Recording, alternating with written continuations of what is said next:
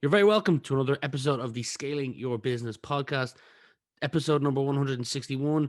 To close the year out, we've got Nick Keegan, the founder and CEO of Mailmetrics. Nick, you're very welcome to the show. Thanks, Rian. Delighted to be here. Thanks for having me. And I'm delighted to have you, man. Typical fashion of the show, Nick, if you've listened to it before, first couple of minutes getting to know you, and then we jump into questions around lessons learned and previous roles, etc., etc. No different with you. From my research, I know you went to Belvedere College. I'm going to assume you grew up in Dublin based off that and the accent. You can correct me if I'm wrong, but what was life like growing up back in the day? Any favourite stand-up memories? Yeah. So grew up on the north side of Dublin, as you rightfully point out. Initially went to Belvedere College for the first 3 years. Wasn't really my cup of tea, if I'm honest with you. So left Belvedere after third year. I went to my local school, purely just because I suppose all my mates were in the local school, and I just sort of had a desire to go there. So I went to my local school, art school, Reach on Griffith Avenue.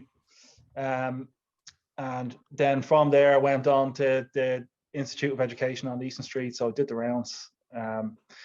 Didn't really get on great in school. Wasn't really my cup of tea, not that I didn't have the aptitude, just didn't really have the interest, if I'm honest. And so, other than that, had a good upbringing, great family life. Grew up with my mum and dad, brother and sister, Dublin 9. Nothing really stands out, From there, then would have went on to college. Again, didn't have much of a graph for college, but I had a desire to join the army initially. That was my plan. I was going to join the permanent defence forces, and so I needed to go to college in order to do that because I wanted to do a cadetship. So went to NCI, went to DCU, and so on and so forth. And that's really it, That's kind of my early years. I do want to get into cadetship and all those other things, and there's a couple of questions around college, but Yeah.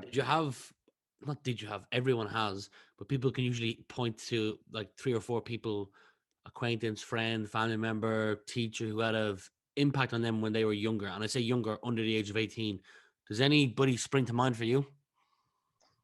I'd say I was quite heavily influenced by my dad, by my father. So he would have been in the Defence Forces himself. I think that rubbed off on me fairly early. That's probably where I was exposed to that.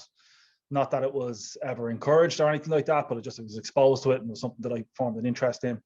Similarly, I think he was very successful in his own right in business, has built, scaled, sold a few businesses in his time and done very well out of it. I suppose that would have rubbed off on me as well.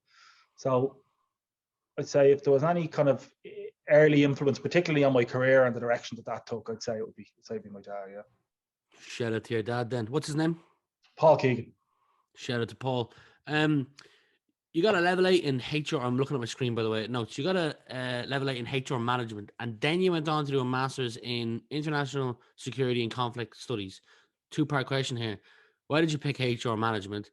And then help me connect the dots on the topic for your master's. Yeah, it was a kind of a thing where I was doing my CAO, and I just had no interest in going to college. It was a box ticking exercise. I just needed a degree. So I was going through the list and I was saying, right, well, let's pick this, pick that. And I must have picked all kinds of different HR business things. To be honest with you, I didn't even know what HR was, right? And I was just picking off the list, and hated every minute of that as well. It just wasn't for me, just not at all. Then as the intention was to try get a degree and move into the Defence Forces, I went on to do the Masters. And I was trying to find something that might improve my chances of getting that role, And so international security and conflict studies seemed to tick the box, and so I picked that. It's a bit of an odd one now. There's not much use for it now, but that's the rationale behind it. Interesting. We're talking about the army. Rewinding the clock to 2006, if I'm correct. You spent over 10 years, as you already alluded to, in the Defence Forces. Your LinkedIn, I don't know if it's up to date or not, but it said that you had worked your way up to second lieutenant. So question here is, what did those 10 years teach you? There's many documentaries and films made about, the systems and processes from armies all across the world. So there had to be some lessons in those 10 years. Yeah. So just to confirm, so when I was in college and I was applying for the permanent Defence Forces, I joined the Reserve Defence Forces. Okay. So that was in a part-time capacity. And I did that for 11 years, retired as a second lieutenant in a transport and logistics unit. And I feel like that allowed me to scratch that itch, actually, you know. So I was glad I was able to do it through the Reserve Defence Force. And I think that probably was the right decision, actually, because I think long term I probably wouldn't have been happy in that role as a like a full-time career.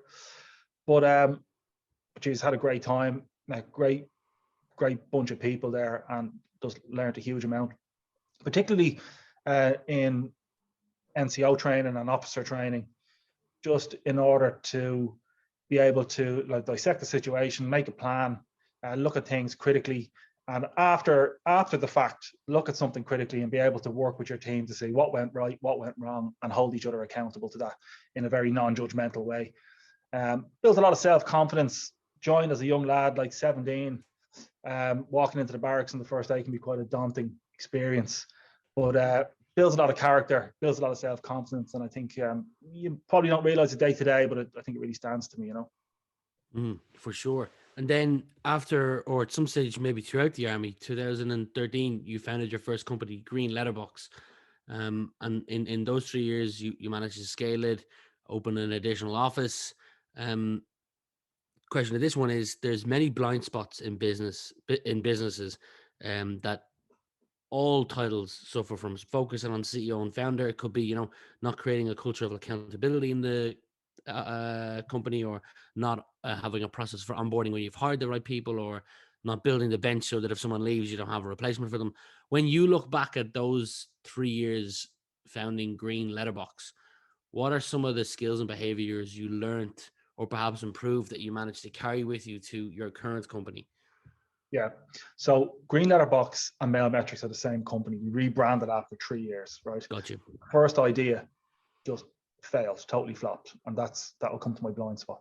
So when we had this idea, like it was my first time ever starting a business. I was 24 and had this idea for Green Letterbox, which was a consumer app that you could download on your phone. And all of your bills and statements and all your correspondence from all your different service providers would come to one secure app. So instead of having to go to your Vodafone to get your Vodafone bill and your Sky to get your Sky bill and so on, you'd have one app on your phone. And we thought this was the greatest idea ever. And so we kept it top secret, and we went off, raised money, raised £750,000, built the app, built out a team, and worked on that for a couple of years without ever really speaking to a customer, right?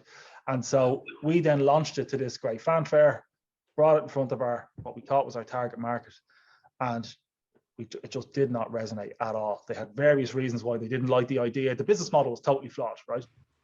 And so we were quite surprised. We just thought we were going to get traction straight away. And it was a really difficult model as well, because it was a two-sided marketplace where you're trying to bring together companies who are sending documents. You're trying to sign up users to receive those bills and pay their bills through the app and so on. And it sounds like a chicken and an egg. All of the senders want to know how many users have you got. All the users want to know before I sign up, like which of my service providers can I use through the app. So what that really taught us was validate. If you have any idea, any assumption, validate it before you write any code. And I think the way we've built our business now, and after we discovered pretty quickly that idea was flawed, that we needed to go back to the drawing board. And thankfully, we'd raised enough money at the start that we could pivot. We floundered around for about a year until we stumbled onto something else, which I'll come to later. But it taught us to validate. And so now, if we ever have an idea for a product, or if we ever have an idea for a new business initiative, we go and speak to people first, which sounds really obvious, right? But you don't know what you don't know. And almost exclusively now, we never build anything unless we have a paying customer who's either funding the development of it, or they're waiting at the end of it, ready to use it, you know? So we won't build something on a whim. And it's enabled us to really figure out how to tune into what our customers want, what they need, really listen to them, refine that, and build a product that really resonates with them. And then that will scale across, you know, their counterparts and other people in their industry. And that's essentially how we've built the business today. It's a lot less risky than building it and not talking to anybody about it, I can tell you that. That's good to hear. You said Green Letterbox kind of was the initial Mailmetrics. Can you tell anyone who doesn't know what Mailmetrics is, what exactly it is? Absolutely. So in the Green Letterbox days, because we were going out trying to find companies that send large volumes of bills and letters to their customers, we managed to get an audience with most of the utilities providers, telecoms, insurance companies, banks, and so on. And as it turns out, we spotted a trend that most of the financial services companies in particular, they said, look, you're slightly off in your idea, but we do have a problem with our documentation. We want to go digital. We have all this paper flying around the place that we want to sort. And so we kind of dug into that a bit and we found out what the problem was. And we developed Mailmetrics to fix that. So essentially, we work with financial services companies primarily, and we help them to outsource and then to digitally transform their customer communications.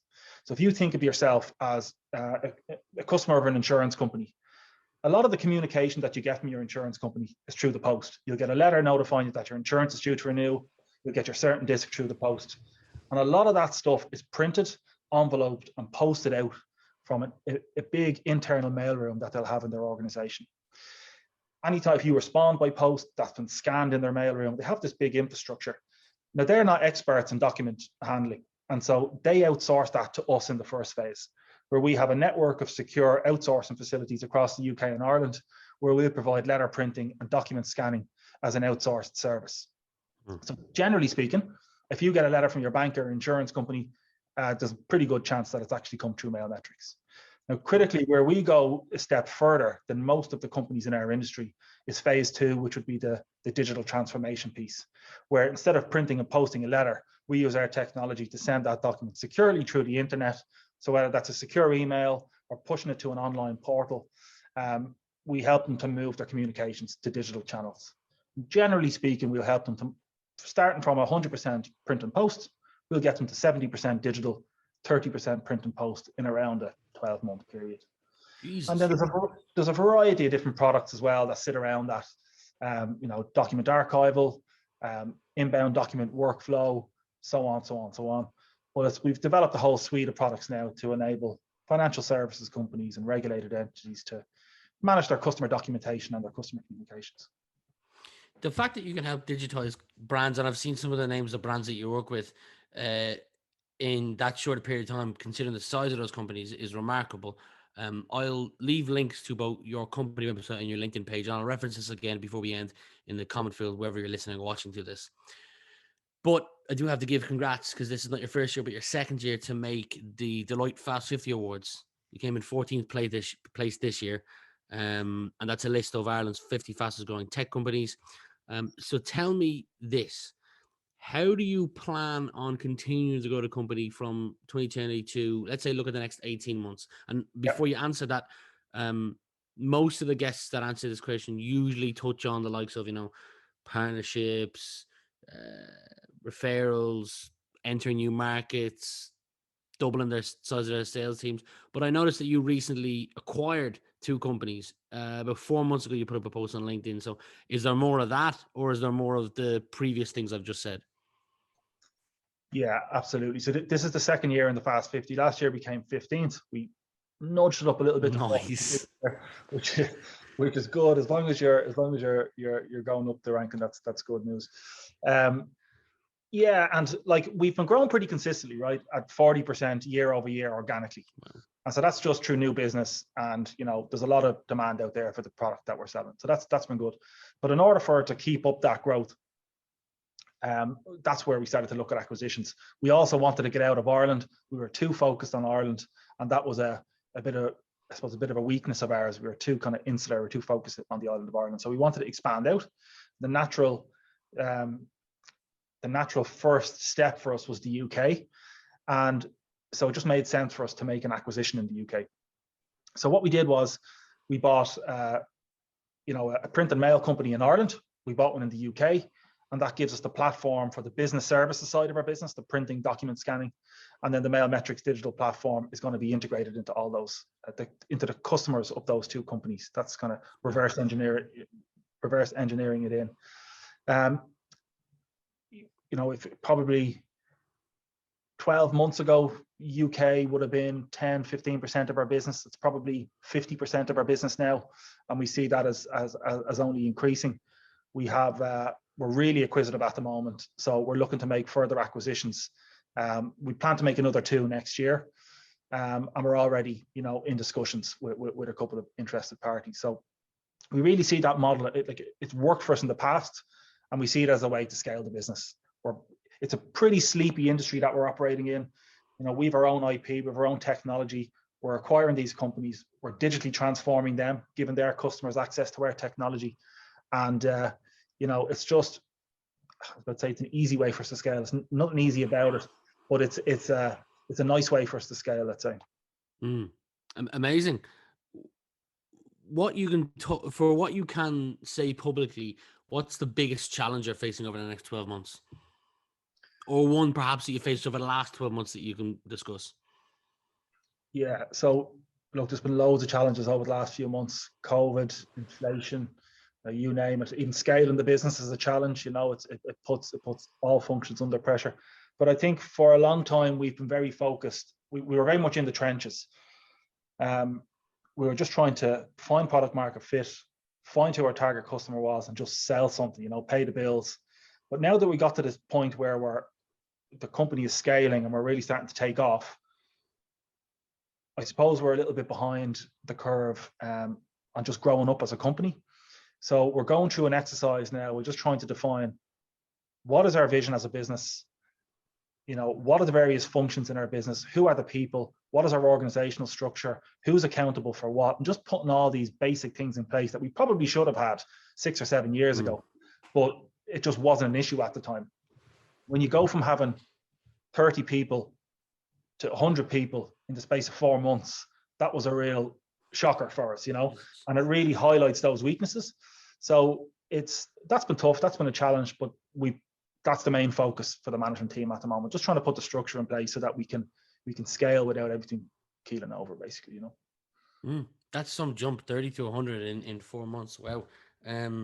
They say that, when I say there's a couple of people that have said that who've got experience of scaling companies, you know, to 1,000 to 2,000 people plus. They say the lines of communication begin to break at employee number 150. So 2022 could be an interesting year for you.